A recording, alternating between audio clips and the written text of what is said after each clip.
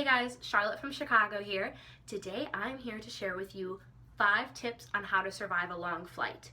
So whether you've taken a long flight before or you're planning on taking one soon, this is really relevant to everyone because I'm pretty sure you're going to have to take at least one long flight in your life, if not many more.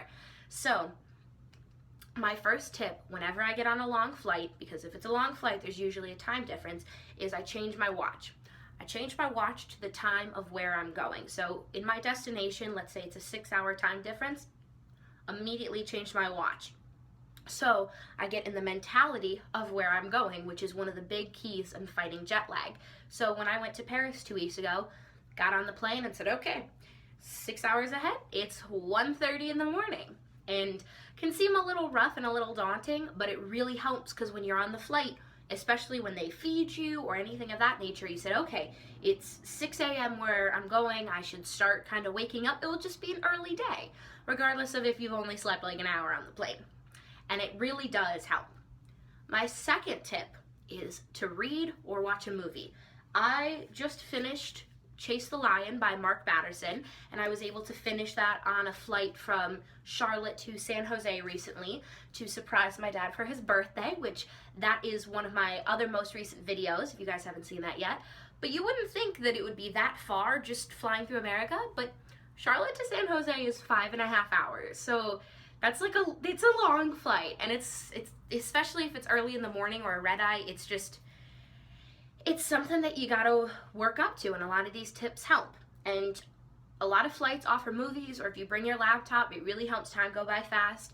And another thing is just do something that you might not usually do. I sat down, I said, okay, I wanna get this done. I said, I wanna think about all the flights that I've ever been on.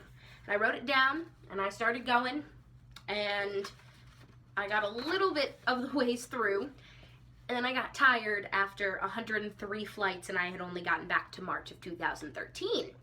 So that's something to be continued, but I got a lot of that done on my first flight back from Paris to America. So you can kill 2 birds with 1 stone. And then another thing to kill time, which is step number 3, is that try to get to know the person next to you for a little bit. I think the best time is right when you're sitting down, because you can kind of get a feel for, well, do they want to talk? Are they kind of weird? And if they're cool, then you can kind of chat with them throughout the flight. You don't have to talk to them the whole flight by any means, which I have done. This girl met me when I was coming back from China. It was a 14.5-hour flight, and she's like, oh, I want to practice my English.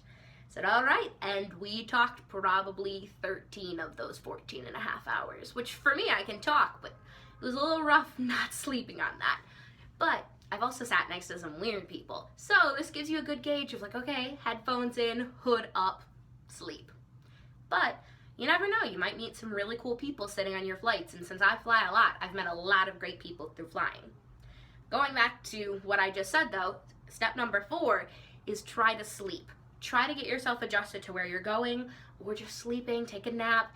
It really helps time go by. And so if you're going on a long flight and you struggle to sleep on planes, melatonin. Oh, there we go.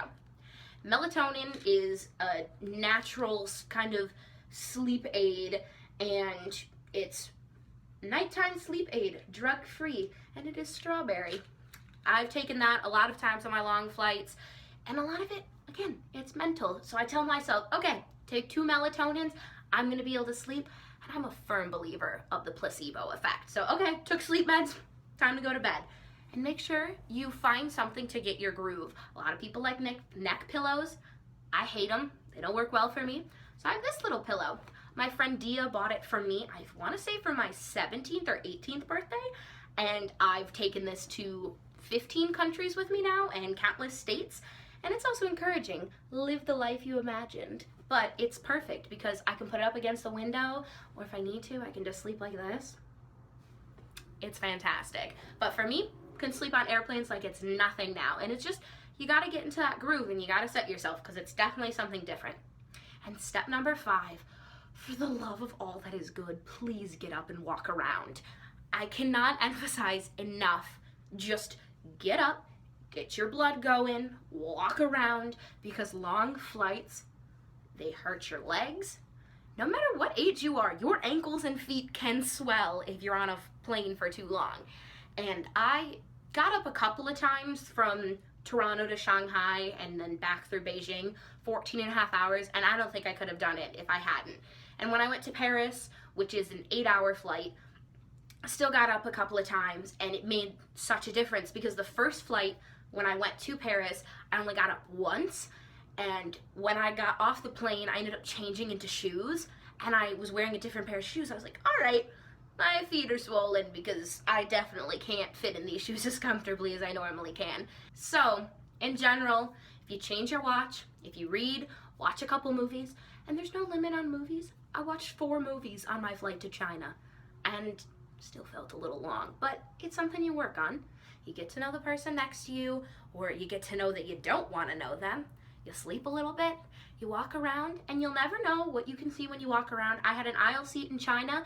I walked around, in one of the exit rows, you can open up the window, looked outside, I saw the polar ice caps. That's something super cool. So, you never know, you'll find a lot of cool things in the air, and with all of these tips, I really hope that your first long flight, or whatever it may be in your life, goes a little bit smoother. So again, I'm Charlotte from Chicago. Thank you for tuning in, and I hope to see you guys soon.